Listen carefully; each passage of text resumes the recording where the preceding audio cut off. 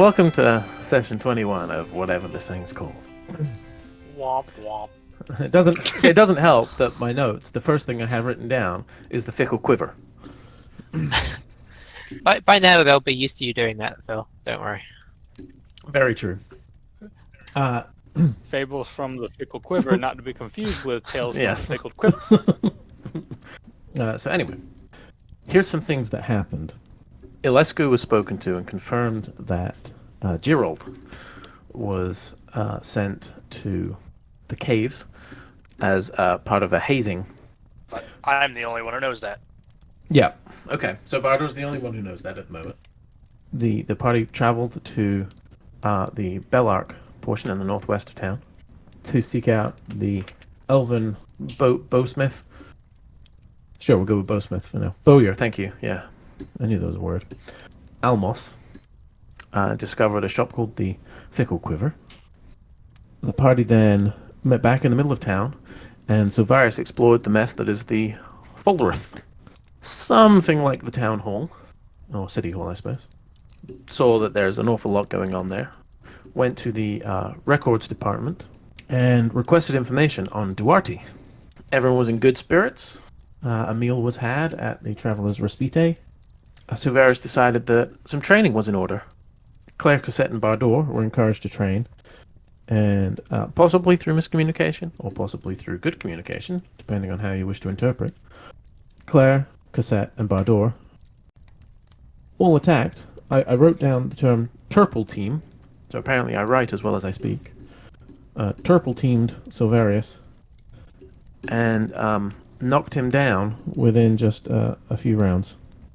Silvarius is not in good shape, physically and emotionally. Encourages the others to leave him alone for the night.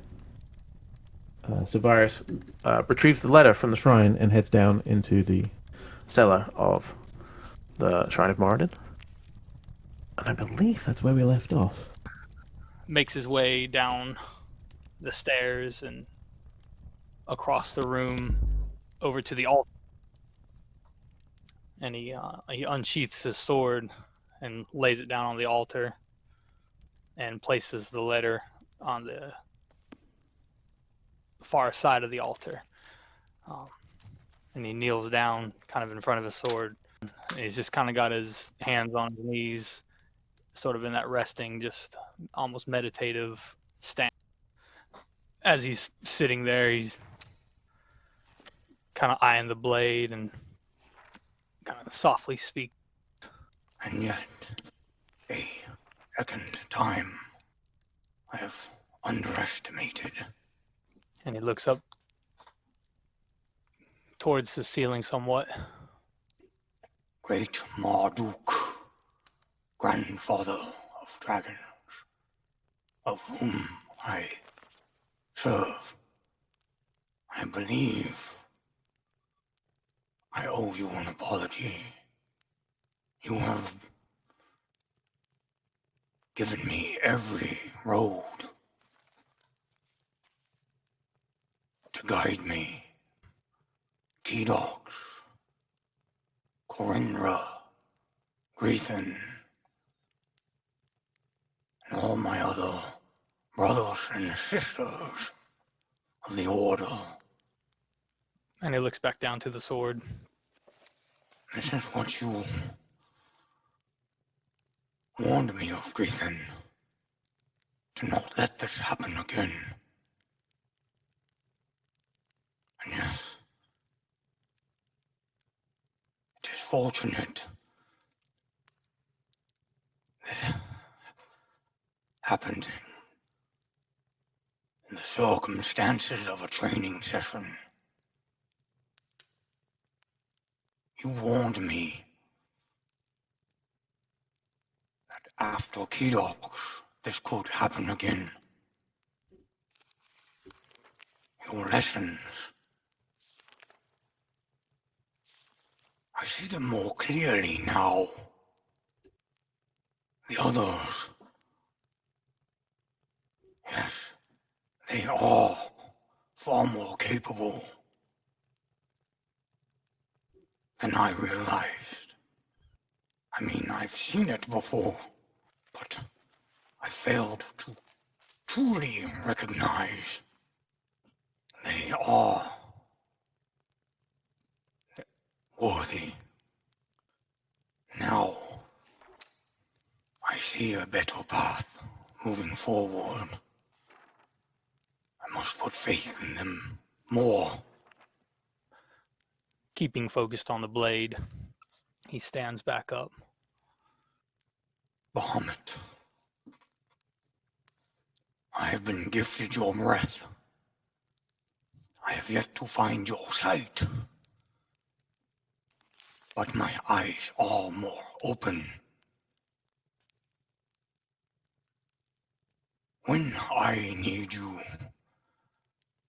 I will call upon you. And he kind of takes his hand and he hovers it over the blade about 2 or 3 inches from the pommel, and he slowly guides his hand all the way up towards the tip of the blade.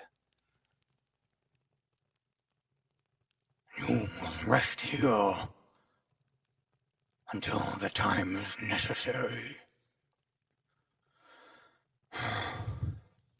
Now, He picks the letter off up the table and creases it open, unfolds it to read what is inside. The information in the letter is yours to do with as you wish. He's gonna fold it up and head upstairs. As he comes up top, is Kelly in the room? Yeah, he's probably in there.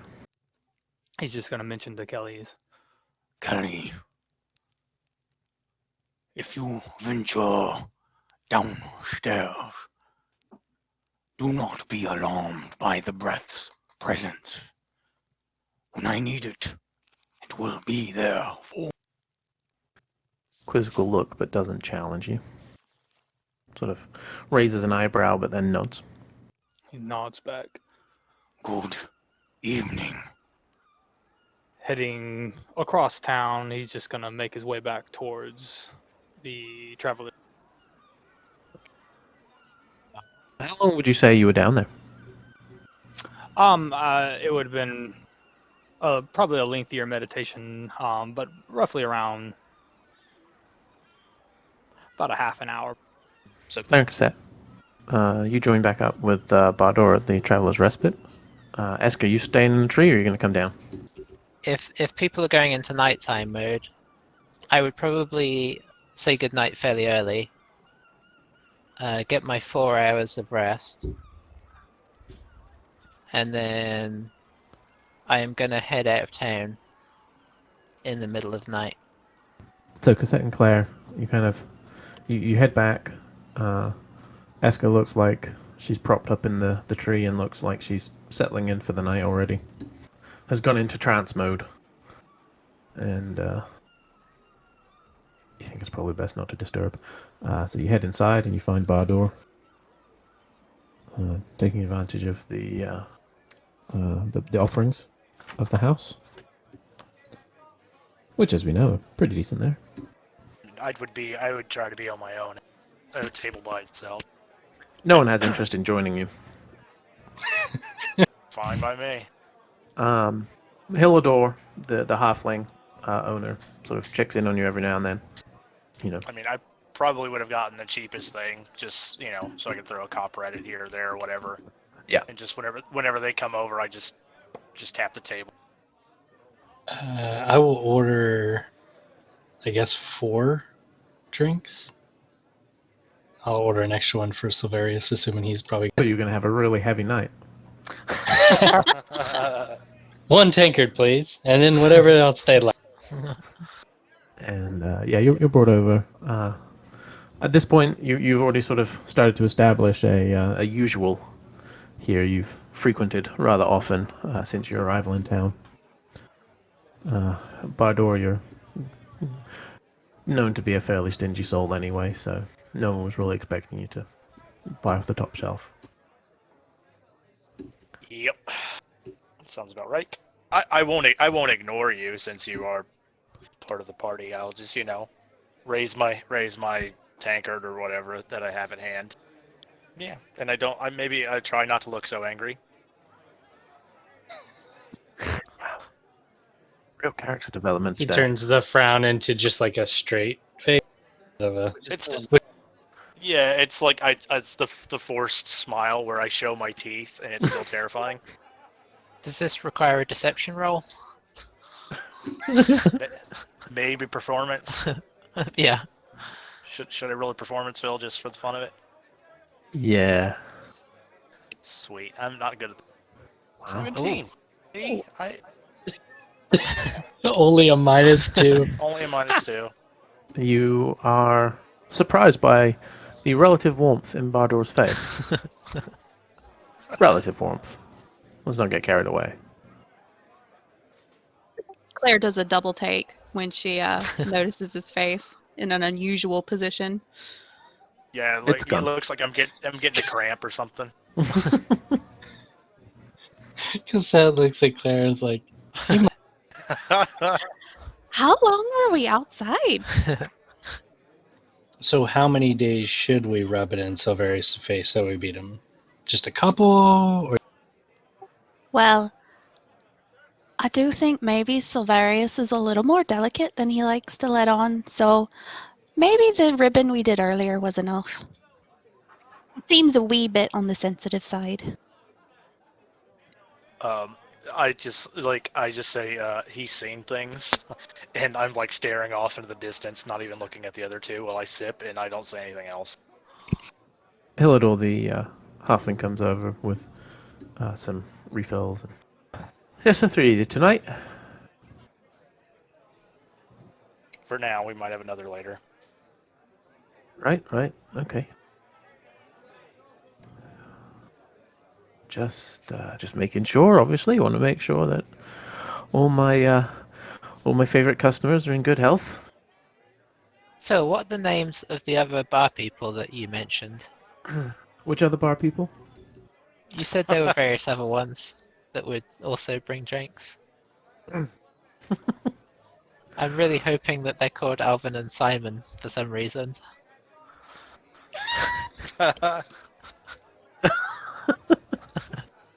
Every time you say the name, it just triggers it in my brain. We can go with Alva, if There that you makes go. you feel any better. Yeah, let me make this canon in my notes. Like chipmunks, is that like an order of monks? Yeah. They specialize in fried potato food. So it's Alva and Simone and Hillador. Nice. Oh, this is great. Wow. So, little time passes. Silverius comes in. Silverius, how would you say you're carrying yourself as you walk through the door? As he is walking through town, he's kind of thinking. He's semi-disappointed in himself a little bit for his previous, let's say, just reaction, and he pulls his shoulders back, kind of stands a little bit taller again, trying to just put on that good old Silvarius face. And he kind of like stops in front of the door for just a second before he enters into the Traveler's Respite, and then he steps on in, looking almost like he's not really changed from before, from pre-training. Once he eyes where the group is and he sees the most of them, he walks up, See a fourth cup at the table. remains standing, tosses the letter to the center of the table. We have received information from the Falroth. Our previous friend, Duarte, seems he has been known for his efforts in recuperating this area following the spell plague. This letter says he had known associates to the von Drakesberg family. His last known whereabouts were here. Sounds as if we have somewhat of a lead when it comes to information. He picks up the glass of ale and just downs it. A Constitution check. 23. Not a drop escapes your mouth as you drink quickly and stylishly. Not even the slightest hint of hiccup or burp. It's fantastic work. So, the von Drakeberg family? Yes. What do you know of them? What do I know? You don't. As I don't. You will now all find the letter in your journals. This would potentially give us some reason to go across the bay. I suppose the best question is when. We have more business to conduct on this side. Could follow up once more at the Forest. It could be any number of days, perhaps weeks. But they may be able to dig up additional information on Duarte. Or we just jump into the nest. However,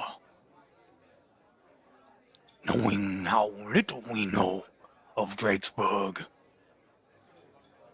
caution could benefit us. So what's the plan? Well, the kobolds were on my mind, unless anyone had anything else. Beyond that, Gonna settle in for the night then? So, everyone can complete long rest, regain hit points, half your hit dice, remove 1 level of exhaustion for those who are exhausted, and in the middle of the night, Eska. Okay, so Eska is going to, just head out of town through the regular gate that we go through, and she's going to make her way back to that river with the rejuvenating water in. Roll me a survival check. That is a 19. Very nice. Whew. Thought that was going to be the last they saw of me. You sound surprised. I mean, it's just pleasant. So it takes you probably a couple hours to trace your way back. It is dark. There's relatively heavy cloud cover. It's not total cover, so the moon keeps peeking out, Perfect. helping shed some light.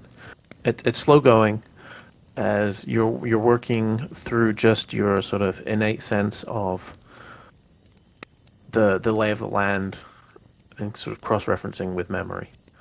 Mhm. But you do make it back to the stream. So I would like to head somewhat a little downstream of where we were to like a slightly deeper area. Maybe see if I can find a offshoot where a sort of deep little eddy. Then I am going to sort of ceremoniously, gradually drop all of my, my bow and quiver and cloak, and then I'm actually going to take everything I'm wearing off, all the rags I'm wearing off, and fold them up. And I'm going to dive in to the eddy and kind of swim around. Basically, sort of just to properly bathe. As I do, I am going to cast Fog at 2nd level. Okay. Just so it kind of hangs, sort of at ground level. Make a perception check with disadvantage. Okay. Well, on account of the fog. Yup. That's gonna be a 5 from a natural 1. You are spending some time kind of rejuvenating, and you do feel like very enlivened by the water. You know it has a certain medicinal quality to it. Mm-hmm. You know you've been in there a while. Kind of. Despite, you kind of look up and you see the fog, and it's all encompassing.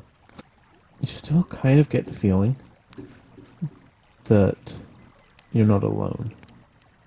Do I feel, do I get like that sort of hair on the back of your neck because something dark is lurking, or just the sort of sense of like I can kind of sense that there's something else here, but Yeah, not really. I'm not getting a vibe.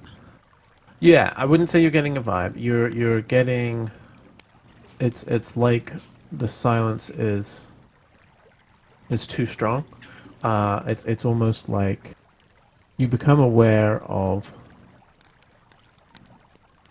a gap where sound should be, almost as if something is trying so hard to not make noise that it's reducing some background noise that should be there, almost. Okay, I know what you mean. I think, I think she would just try and ignore it, honestly. I mean, or just accept it as part of the... I know that this is a place where, there's fey creatures not far away. I'm going to assume it's the forest watching over me. I mean, until it kills me, obviously. That was the last time. Yeah. She's going to trust in her surroundings.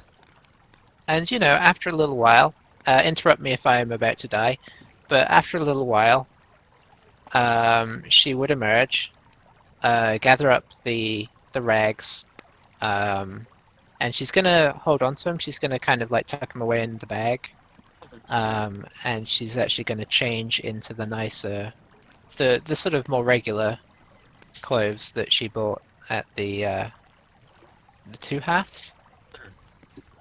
Yeah.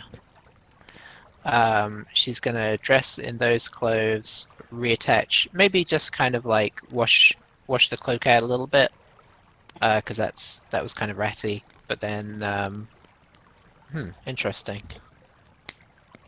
Don't think I have any drying spells. Oh, hang on. I do have Gust. I am going to wash off the cloak and then attempt to gust my cloak a number of times. Having tied it to something first, before you try pulling any tricks on me. Make an Arcana roll. That is going to be a 12. You successfully control the spell in such a way that it does not tear the cloak with too much force. Nice. You keep sort of floofing it, and it does slowly dry out. Takes a little while. It'll take a while. I mean, a couple of minutes is all. Once I've got that, I pick up my bow, my quiver, and once the fog clears, I would probably just sit down in the little clearing next to the side of that. And maybe I would have a quick look around just to see if now the fog's cleared I notice anything. I would try and surreptitiously, as I'm getting in position to sit down, just sort of glance around one more time to see if anything obvious is present. Make a regular perception check. 22. So the little offshoot of the stream you found, it kind of leads out to the pool that you were bathing in. There's some very tall trees around.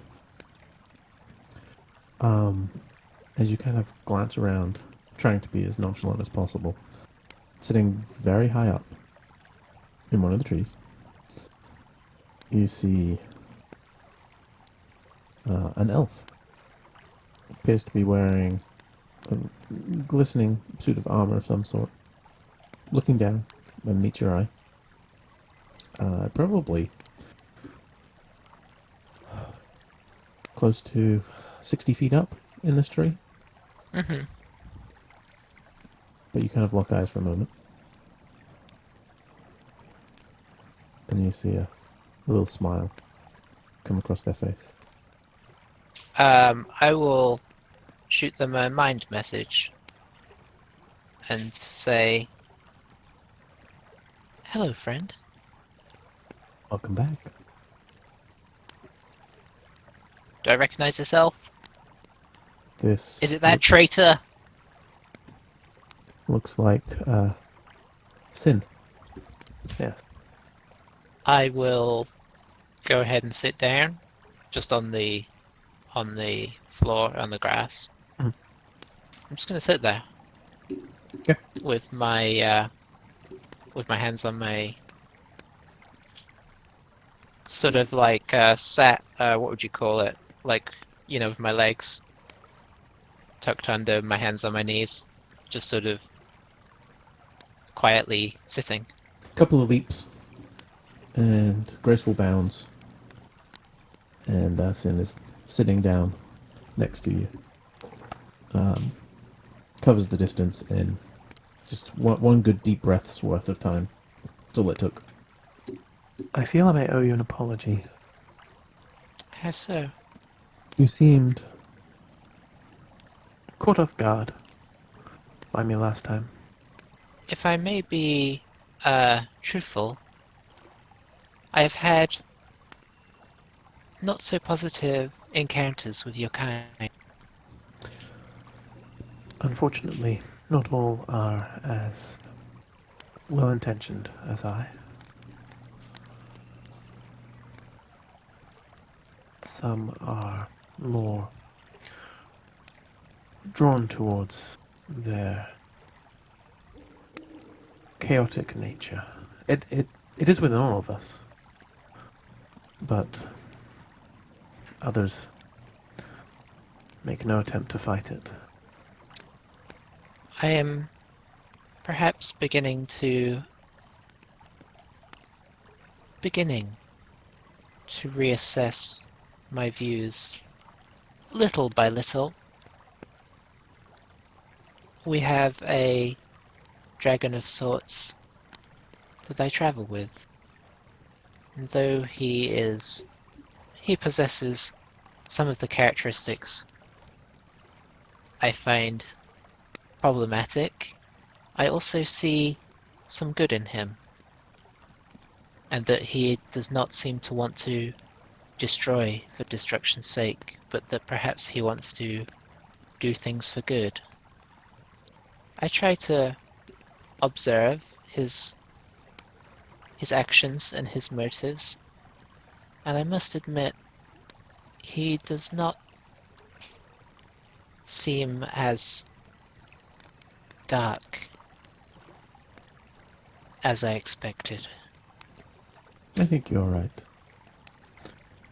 His heart is pure, though often he fights that nature, the pride, that I spent hundreds of years myself learning to overcome.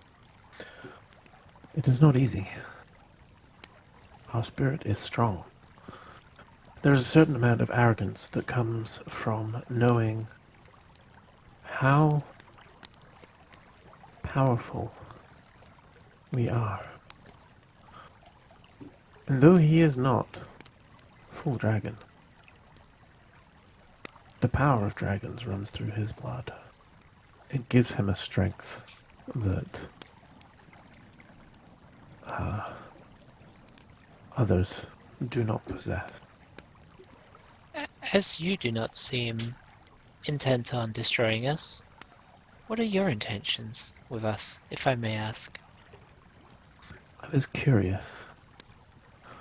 Such a misfit group wandering through these woods.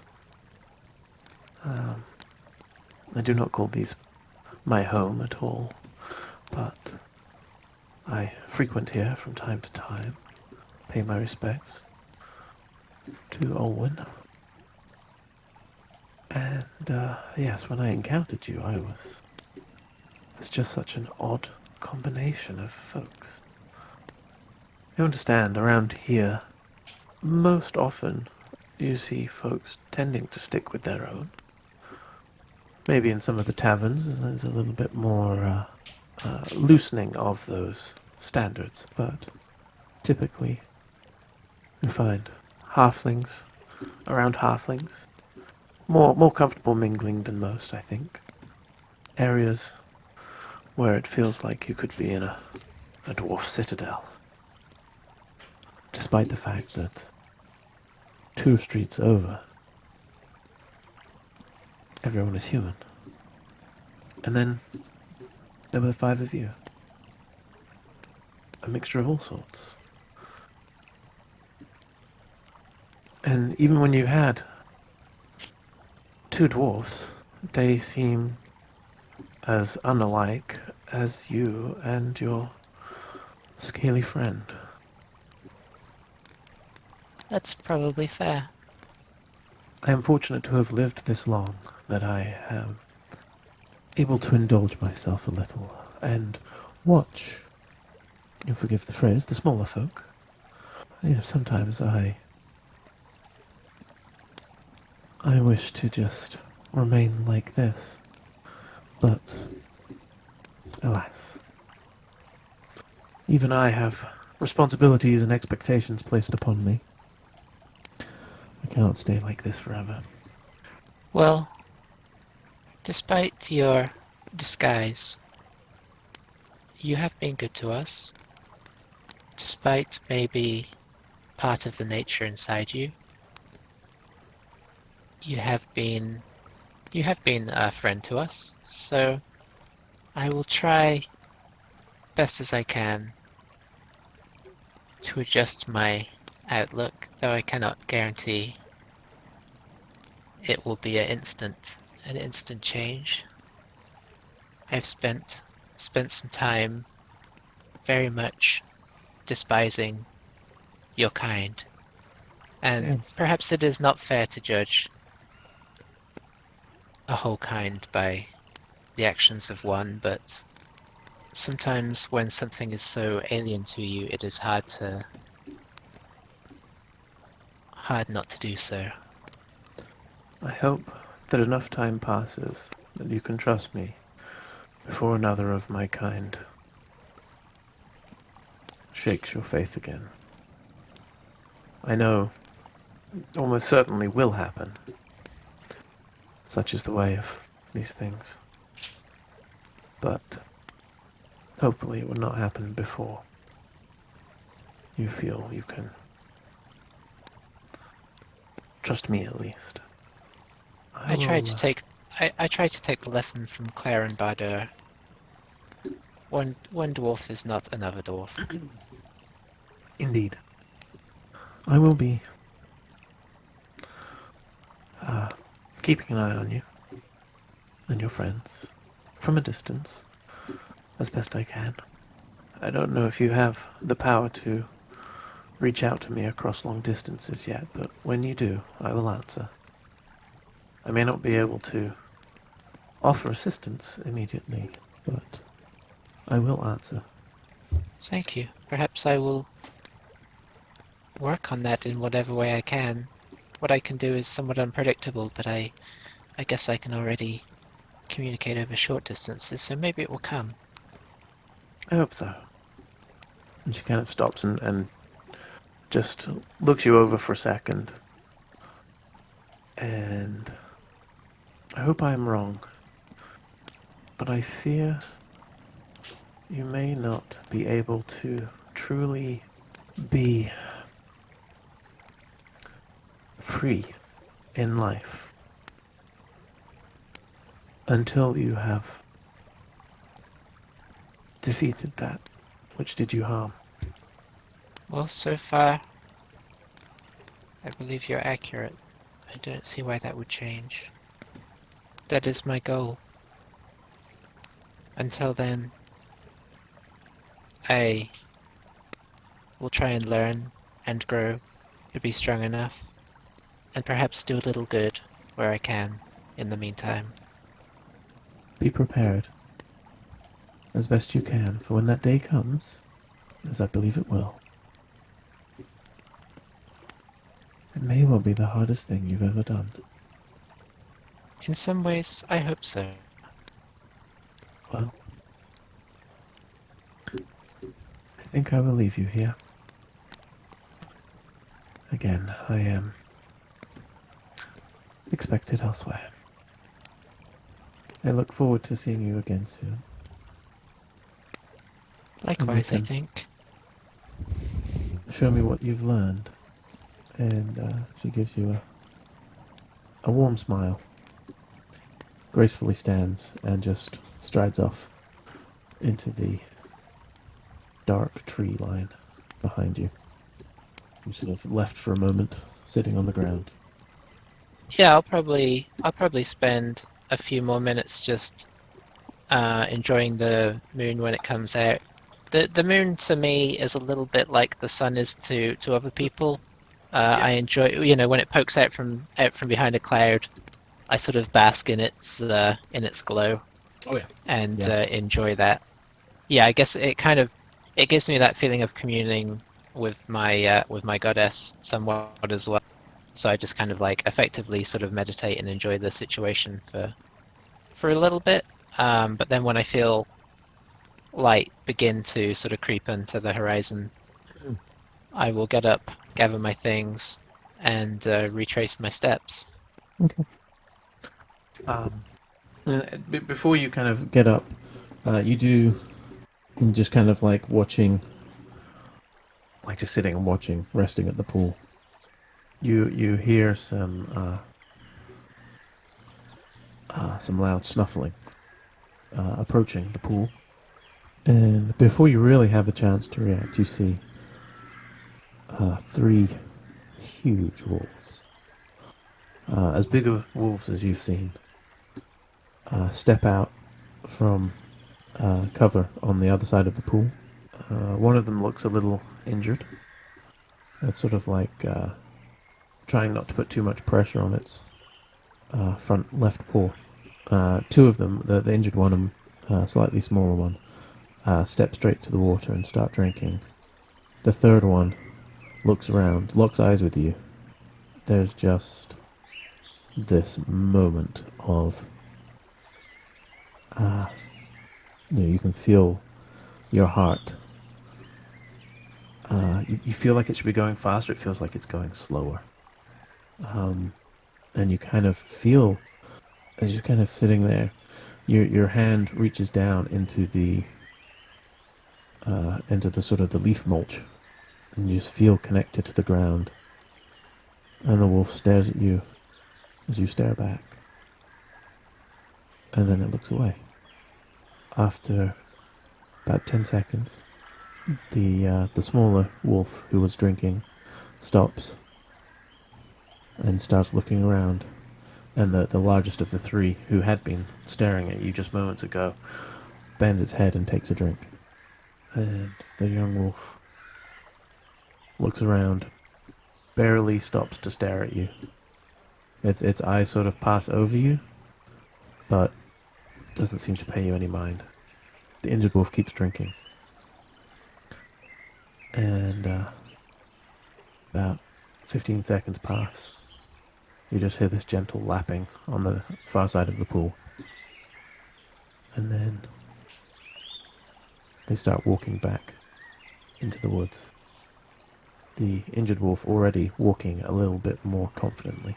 Slowly their dark forms disappear into the brush.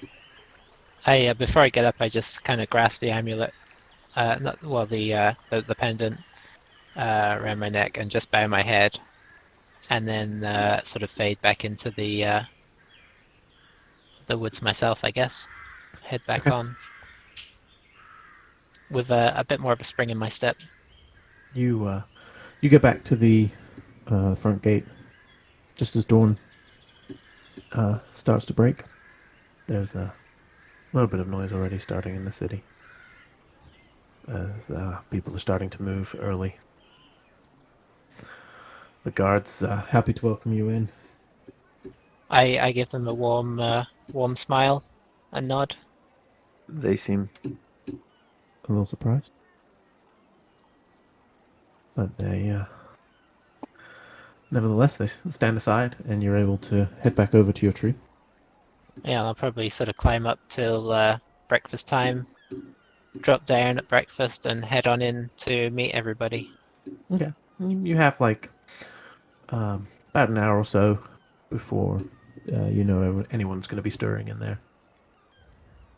So you can just have a little break sitting in the tree.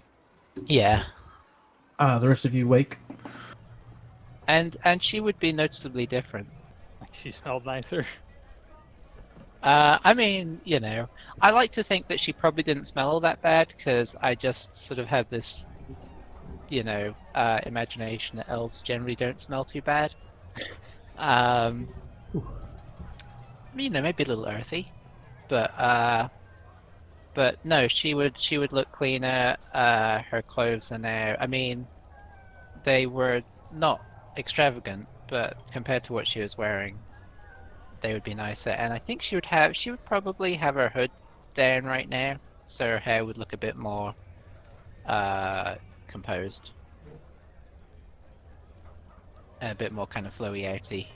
Has she typically kept her hood up for the most part, like almost all the For the time? most, Or yeah, pretty much. She would maybe drop it depending on the situation, but maybe like when she was trying to talk to people where she's trying to be more charming, she would drop it so it wasn't quite so intimidating. But she'd probably flip it back up afterwards, you know, just to keep in her little bubble. So it's unusual for her to have it dropped. what? And just because I forget, does she have long black hair? Or Yeah, long black hair, kind of down just past the shoulder. And with even I think even in daylight, it would have a slight kind of sheen to it, like a slight kind of bluey sheen to it, but not like you wouldn't be like, whoa, that's blue hair. It would just be a bit like, you know, like when you look at a bird that is black, but it catches the sun the right way. You just have that slight kind of ooh. Claire has her head tilted to the side like she's trying to figure out what looks different, but's not quite sure. So what's the plan for today? Well, I was gonna say, can I make a perception check to see if I would notice that Severus doesn't have his sword? You probably would have caught that with your passive. You'd probably be the only one too. I would definitely be curious as to what had happened, so I'll ask it right before Eska asks your question. Where'd your sword go? he's like biting into a large leg of lamb, like in the midst of the question, chews it up a little bit. When the time comes, then 'twill be there. Okay. I'll just leave it at that. I'm just... Don't do that. That guy's weirder than I am.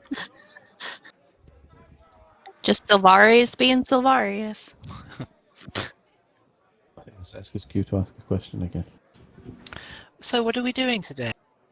Perfect. I think not Bardor had an idea to maybe revisit the kobolds. I suppose we had to go down there again. Did we want to make another request of Dwardy from the Fallrith before we go down there? I feel it could not hurt. Putting in for a request. We can say for brevity, say that you're able to do that after breakfast easily enough. It just requires a short walk to the center of town, waiting in line. Okay. So Varus, he'll slide the letter also to Eska, and so he can update her, and he'll just tell her he'll basically just tell her what she's reading as she's reading. You can now read the note. Oh, here I go. Oh, So I've read that. Okay, she nods. And unless anybody else has any other thoughts, the kobolds, I felt we rushed our conversation with Vola. There's curious information in their book. The fact that there are 2 shamans' writings, I feel bears significance. Unsure if they would allow us more time with the book. Should we see if Kato wants to come? He did the initial research after all. That is an interesting thought. I'm sure he has only fond memories of the. Yeah, he didn't almost, die just walking to a cave. That's a fair point. I'm sure he feels like in some ways he's attained new levels, though, of competence. Wow. Really. He just may be able to bridge the gap and save us sort of doubling our work, if you see what I mean. Maybe he can help us understand what he already learned. Question as to our now, I guess, decided upon group name. Are we just kind of gonna assume that maybe conversation just happens amidst, all of the last day or so? I've been thinking, guys. Yeah, I there was we go. thinking we should. Why don't we call ourselves Hand of Aegis? That sounds really nice, Eska. I heard Cassette saying it earlier for some other reason, and it just sounded really struck a chord with me. What the crap is that? I don't like that. I'm kidding. Not sure. Dawning Sapphire is fine, but Hand of Ages? Well, So, I think Various, you're out of the group. remote. Oh, sorry. No more discussion on names. Well, that also means if we're heading down towards the caves, we could always stop by and finish off our paperwork. And maybe just take a peek at our new property on the way down. That's true, it's close by. Would you mind if paperwork's not really my cup of tea? Would you mind if I swing by the dried bunch whilst you're doing that, just in case Kato wants to come? If he doesn't, he may be busy. But I thought I might at least ask. Keep him in touch with what we're doing to try and learn what happened. That sounds efficient. I have no qualms. I myself will head to Simran's and inquire of my request. This is going to the Dried Bunch. Badur is going to the guardhouse. Savaris, you said you're going where? Simlin's for the brazier, Oh. and he'll also he'll can follow up on his Falworth trip to just put in for an additional expanded report on. Claire Cassette? Claire will go with Eska because she has another sticky bun for Cater. Very well. Cassette? I guess I'll go with Servarius then. So, Badur, you get to Stands the alone. guardhouse, and you're ushered in. You see a very red-eyed Elescu behind the desk. Oh, Badur, what do you want? Sign that paperwork you have for us. Oh, right. What are you called then? The Hand of Aegis? Come again. That's what I thought. Hand of Aegis. And? Hand. Aye, that's what I said. like the hand. And Of H-A-N-D of ages. A-G-E-S. I think it's a different spelling. Oh. So not like hand of a really long time. Oh, I should have gotten that clarified. I think I'm going to spell it. I guess I can spell it any way I want. So much power. A-E-G-I-S. Alright. Hand of ages. Alright, one sec. And he pulls out a quill and starts scribbling that in. You notice a couple of times he just shortens it to H-O-A. His hand is tired, and you can see he's clearly been up all night and is feeling it right now. Right. Sign here is designated signatory. I will sign. Grand. Okay. Yeah. Um, Are you okay, Captain? Fantastic. No, it's nothing. Just one of my sergeants was sick, so. And last night, having done day shift before, so. Been up about 30 hours. Feeling great. City safe.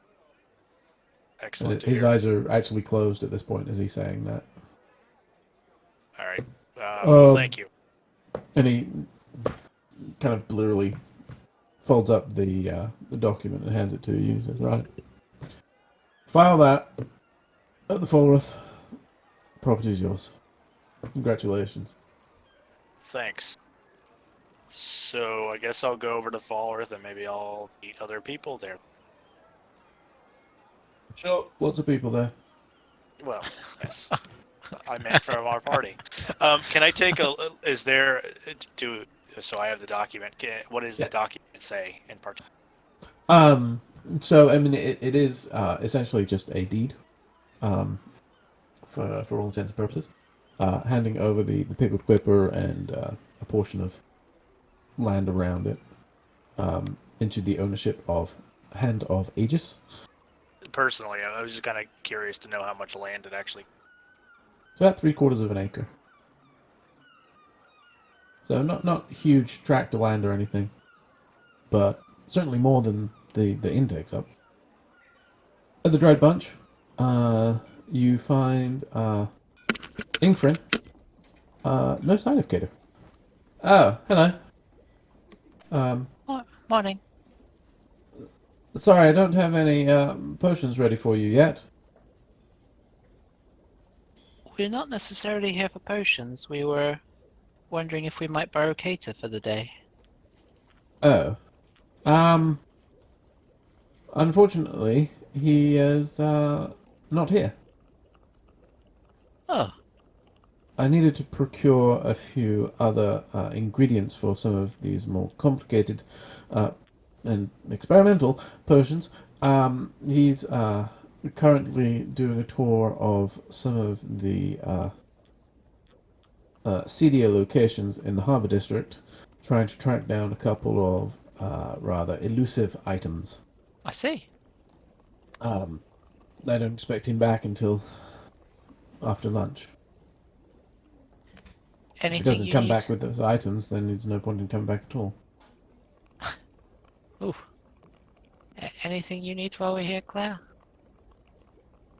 Clara momentarily is looking down at the sticky bun in her hands with a little bit of disappointment, but then the realization that means she just gets to eat the sticky bun later dawns, and she happily tucks it back in her pouch, and is like, "No, I think I'm good for the day." Well, we will take our leave then, Ingfrin. Sorry to bother you. No. Fine. No insight check required. It's not that fine. I've got used to that, and I just don't let it bother me. Yeah, you're broadly tolerated. That's about it. How did the continued harvesting of the manticore go? Yes, still going well. It's a work in progress. I've been able to halt the decomposition process to allow further time to extract items. It's complicated. Some of it's proving more challenging than I anticipated. The anatomy of this creature is rather unusual. You see, it has 3 heads. Yes. Each of those heads has accompanying body parts within the core of the creature. It's rather confusing. Needless to say, it's a work in progress. Well, good luck with your continued efforts. We will see you soon. Yes. Severus, you are able to pick up your brazier. I don't remember if you'd already paid or hadn't paid yet, but so you have your brazier. Was there anything else you wanted to do while you were in the Smith house? Not currently, no. Okay. Not at the Smith. Okay. So you head to the full roof. On the way to the forward. Yes. So Varus is going to engage in conversation with Cosette. When they're about halfway there, he just abruptly says that her name is just Cosette. She doesn't answer back. She's kind of expecting some sort of comment eventually. He kind of looks back at you and he see if you're there. Whilst we walk, just curious. You are a worshipper of, what was it again, Eldar? Mm-hmm. Are you strictly binded to him? As in, your loyalty is only... No, I think she was who gave me kind of my mission and my strength. And without, before her, I really didn't have a purpose. But, we all need help and guidance from different places at different times. So, no, I'm certainly not. I don't turn away from other gods or forces. No. You say she gave you your mission. What is your mission? I guess she started me on a mission that maybe I'm still figuring out. I know that I am meant to help something or someone or for some purpose. I was given the skills to put to good use. And being around you guys has allowed me to do that more than I've ever been able to before. So I don't know where that's going to lead me, but I know that at least I know I'm moving in the right direction. Yes, it most certainly sounds that you are on such a path. I'm kind of, I don't know, I guess I get jealous of you knowing like your situation where you just feel like you know exactly what the next step is, and I don't have that, but I guess I don't need that, but sometimes I wish I knew a little bit more about what was planned for me, and I think that has been made worse by everything that's happened to us and all this confusion with what's really going on. Intriguing. On that, what do you think our next step should be? She just kind of exhales, like heavily, like thinking about it. I don't know. I keep looking for signs that I'm on the right path, and I think I've seen those, and I think we're finding our place in this town and working towards making it a better place, and that's really all I ever wanted. But I know we have something bigger out there. I just kind of hoping it finds us. I think being able to help you accomplish your goals, you know, that gave me purpose, and the people of this town, being able to help them. I think that's what I was put on this course for. Unfortunately, it's hard to see exactly what the next step holds for us, though. The higher powers, I believe, they have already shown you the way. It's funny, the signs we get. They stand in front of us, and yet we do not see them. But they are clear. It takes but a moment for one to recognize. He stops and kind of like turns and just stares at you for a minute or for a couple seconds. And I wish to thank you, Cosette, for more than you know. and he looks like he's gonna say a little bit more, but he kind of turns and starts to keep walking towards the Fulworth again. She just nods and smiles. And he just kind of remains quiet the remainder of the walk. She kind of, if he's walking ahead of her, she kind of speeds up and kind of comes up beside him, pats him on the back, and just like, and next time we fight, it'll be a fair fight, but you'll still lose. And then she kind of starts walking ahead of him. He just... And you see this like real quick little smile, and then his face goes all like... But for a moment, you... Even with that crappy passive. Hey. That's alright, you were looking for it, it's fine. So, Kasei, you have like a slight lead here on Silveris as you come into the center square, essentially. Standing in front of the giant doors, you see a rather vexed Bardor. Not necessarily sure what to do with the document in his hand. I was glad to see you guys because I had this paperwork and I didn't really know exactly where to go, and I didn't have any money. So that is our newly attained deed? Yes. Curious what we are even going to do with such.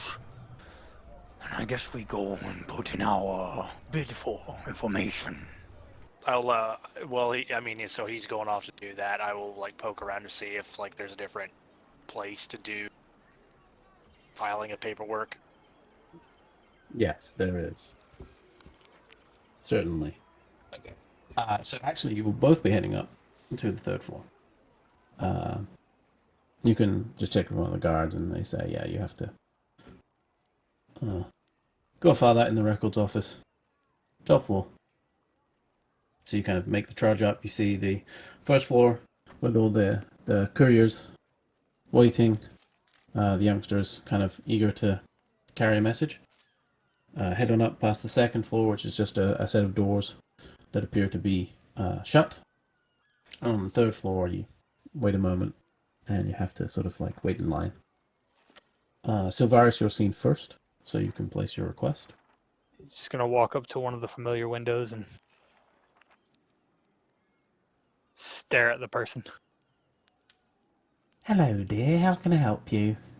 Yesterday, I came in with a request for information on a man, and I received that which I requested, and I now desire more. Oh. Okay then. Who's the fella? Goes by the name Duarte. He has a snake by the name of Aglor. Okay, so I'm looking for information on a guy called Duarte what's got a snake called Aglor. Associated with the von Drakesburg family. Possibly the potentate himself. Ooh, fancy that. Okay. Well, I'll get him in my places. So what information exactly are you looking for? All of it. Oh. Right. It's going to take a while. That's fine. Okay. So you want all of it, and are you going to come pick it up? Whatever you find, send it to Kaylee over at Morden's Shrine. Ah, okay. Now, do you want us to like send it over one piece at a time as we find it, or do you want us to like collect a bit and then send it, or wait till we've got everything we can possibly find and send it all at once?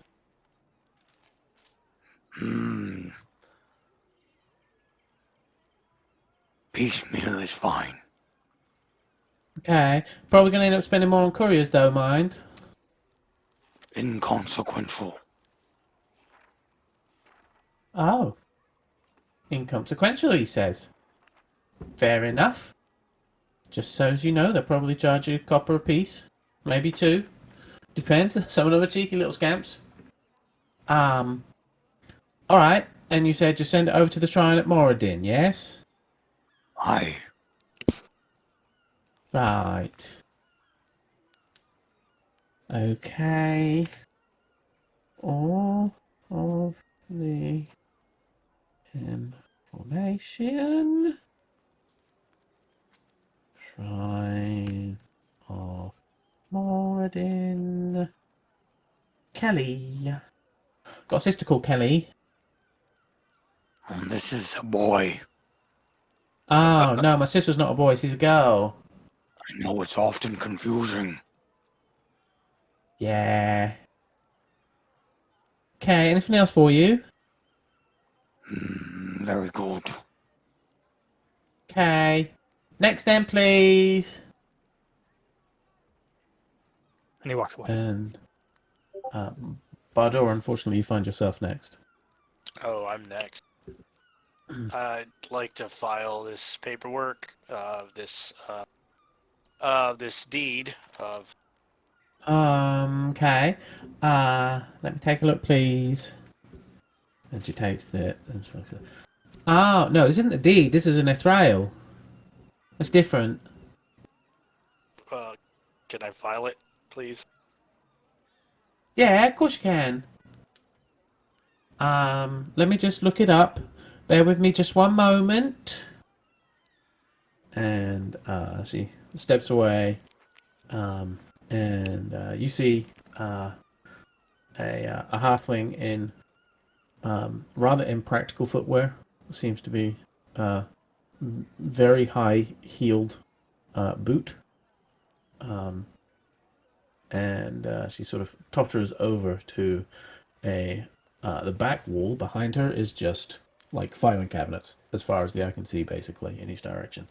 And she goes through and finds, eventually you kind of see her pull the drawer open and flip through some files, and she comes back and she says, "Oh, now this is funny. So, I've not seen this before.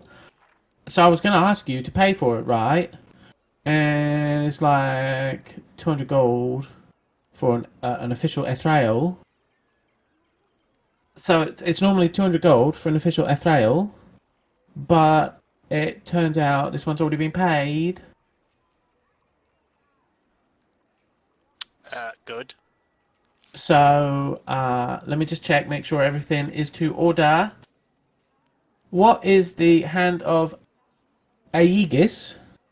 The group that possesses rights to the frail. Okay. What is an Aegis, though? Silence. And a shrug. Okay, that's fine. I guess whatever. It looks like it was filled out by Captain Alescu. I'm just saying, right? If you were trying to say a different word, okay. If I file this and it's not the right word, then that's it. You're stuck with this. Okay, that's all I'm saying. That's fine. It's the right word. I just don't know what it is. Okay. All right. Well, go ahead.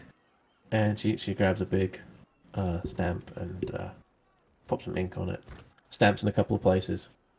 And she says, all right, let me just get the official copy for you. She totters off again and comes back about a minute later. Says, all right, so here is one for you. We have R1. You are now the owners of the Pickled Quipper. Don't know what that is either.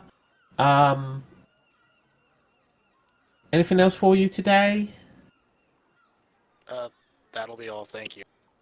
Okay, next. No, we're done with that. That's why I said next. So the next person can come and they can ask me their questions. I'll step out. Thank you. And this hulking, probably human, sort of almost barges you out the way to get up to the window. Oh, hello. How are you? And you hear him start grunting away and rummaging through his pack for some paperwork. Okay. So you have in your hand a piece of paper that says copy on it, but it is a pretty accurate copy of the document that you handed over. It has a little stamp that says approved, and then another stamp on the back that says filed. So you take that to mean that you are now the official owners of the Pickled Quipper. Oh boy. I tell Cosette and Silvarius that in another life I was a mason, so if we decide to do anything with the property, it potentially easier or cheaper. That has potential. So we could do upgrades ourselves, you thinking? Maybe. Okay. I don't know what people would want to do, or going in on a tavern or a home or whatever, but we might be able to recycle some of the materials. I do feel like it's going to need some restoration, yeah. It seems like. Savarius just interrupts. He's like, Are all town halls in every city this busy? Probably. Carry on about your ideas. Let us walk. Well, I mean, there's always the possibility of reopening a tavern, or if we wanted to have our own home, I guess, which is an odd thought. We could have a place to stay instead of having to worry about like staying at taverns all the time. I suppose it's worth thinking about. I have no idea what we could do with it, or even how long we might find ourselves here. Should we be able to make a functional and useful operation out of it to benefit our end goals on the horizon, well, then it can serve a purpose.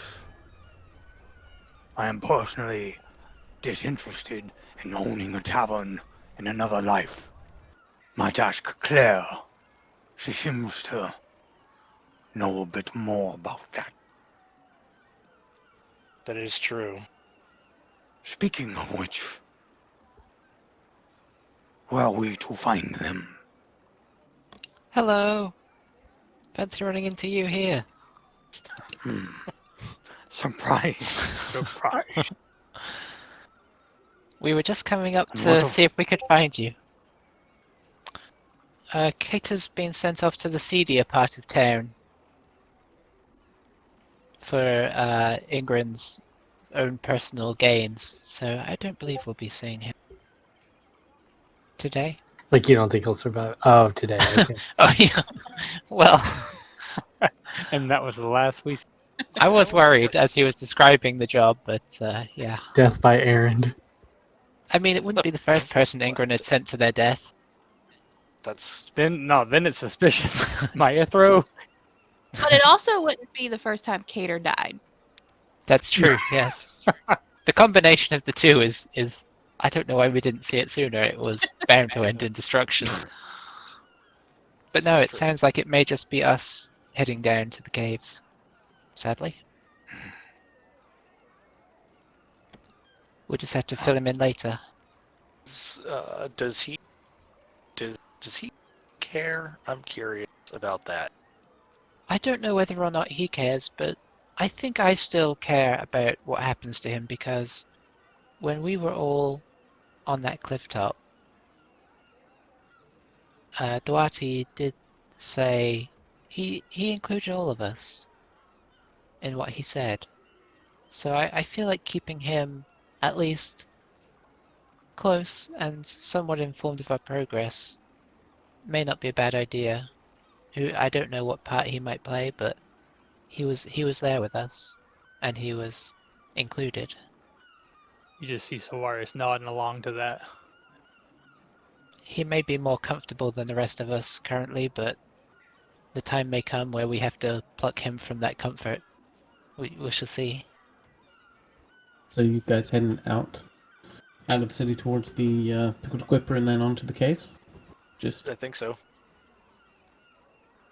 I pull out the frail and I show it to Eska and Claire. Eska just kind of nods, somewhat disinterestedly. Same. Claire has pretty much the same reaction. I will put that away. you make your way through the gates?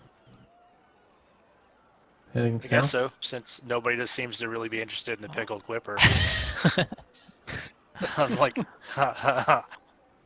I'm interested in the pickled Quipper. Eska is not interested in the pickled Quipper. I mean, Solaris has to think on it. I won't lie. Bardor's like already started thinking about a lot of different things. It could be like key to this working. You head down the path along the edge of the woods. Sorry, Phil. As we're leaving, I'll just do a weather check. It's going to be a rain system moving in later in the day. Not crazy rain, just rain. A fairly spicy breeze that might make the rain a little less pleasant, depending on which direction you're facing it. It could sort of drive it into the face a little bit. But Did you say spicy breeze? I did. Wow. It's coming from one of those food carts. I was like, this stupid Discord just never wants to work. They're traveling out of town, and it just happens they're going the same direction as us. So there's a constant spicy breeze from behind us. Apparently, we were good customers. It's from the Hydra and Badger. I relay all of that. Just they're probably used to that by now. I just kind of give a quick relay of nothing too major. but it's going to be wet at some point. And a bit spicy.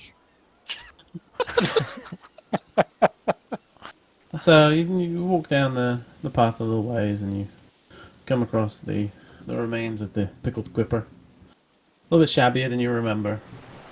One of the walls that was still standing is no longer. It wasn't a particularly large building previously. And it's definitely smaller now. Is there still people remains in it, or have they been picked up by creatures? It looks like the remains have been cleared at this time. At least it was free. I Thanks. sort of wistfully walk by as everyone else just trudges on, and I'll be like, I'll see you later. I guess just to be thorough, does anything look weird about the place? Like anything has been, aside from the remains moved, has anything else weird? You know, is there any kind of pentagrams being scrolled on it, or you know, Give me a perception like a check. giant vortex of magic in the middle? You know. Yeah. I was genuinely about to follow up also with that, but less pentagram, but looking more for like tracks for like if I guess following along that too, I would be interested to see if anybody's been pilfering all the stone and stuff, trying to take stuff off. See if there's anything left for you to pilfer. Well, it's ours now. Or maybe I wrote down Bardor. We'll never know. And then, yeah, so, because, I mean, we could recycle some of this material. Bardor, you can do a Mason's Tool check. So various will be survival, please. 15 on the perception. unnatural. Okay. Eska, you look around. No obvious signs of cultic activity. Things have changed a little bit, and you suspect that is as a result of people moving the bodies and so on. Bardor, as you look, just kind of eyeballing it, probably between 80 and 90% of the original mason work is still here. There's sort of powdery parts that could account for some of that loss as well. But there's still a fairly substantial amount of stone here that could be reused, in theory. So various, looking around, aside from the tracks that you guys have made, and at this point you're fairly familiar with how people's tracks look for your group. You do see some animal prints, some large paw prints, a couple of very large paw prints, some bird footprints, but you're not seeing much in the way of certainly very little recent footprint activity, aside from where you knew where some of the bodies were. It looks like the print there were some prints there that are more recent than some of the sort of the older ones that have been washed away. Standing at the cliff edge, looking out at Drakesburg, is it still just like a bustling kind of all the boats coming in and out of port and kind of... Yeah. There's boats going to and from Delzimer. The coastline sort of follows beyond Delzimer, north and then east. I think you can see some markings that might indicate some of the families of Waterdeep on one of the ships. They got like the larger sail. One of the large sails is marked with one of the more prominent families of Waterdeep. It seems like it's absolutely hustle and bustle. You take a little glance and then head down the path that was laid out for you previously by Cater all those days ago. You find yourself back in a familiar cave entrance. It's been a while since you were here. Yep. In game times, it's got to be at least, what, like an hour or two since we were here? I hate to be mean, but I would kind of like to know how long it has been since we've kind of first gathered, Phil. I don't think it's been over 2 weeks. I think we're close, Yeah. but not. Yeah, I don't We think haven't we're really over 2 had weeks yet. we haven't really had a lot of down days. So No. although we've done a lot, it's pretty much been like action packed. 3 Silvarius days, 1 herb grinding day, the day we got here, the farm day with a manticore. Our most amazing encounter with throwing the egg. the Manticore and the game of hand egg. And the anvil-shaped place with the flaming skull. Did we go there 2 separate days? Oh yeah. I think It was at least 2 different days, if not 3, that you were there. Because you stayed there. I think you were there overnight, and then I think you went there and back. The werebear day or whatever they were, the werepigs. Web War, yeah. That was coming back from. Yes, that was one of the same days as before. Yeah. But yeah, we'll pick up next session. Going back into the caves. Back to the cave. Last time we tried to take a short rest and you were like, before you take a short rest. Yeah, I know, right? Thank you for listening to this week's episode. Will the gang get to meet up with their old favourites Splick and Sprock or Sprick and Splock or whatever their names are? I guess we'll just have to find out next time. This has been Fables from the Pickled Quipper. Bye bye.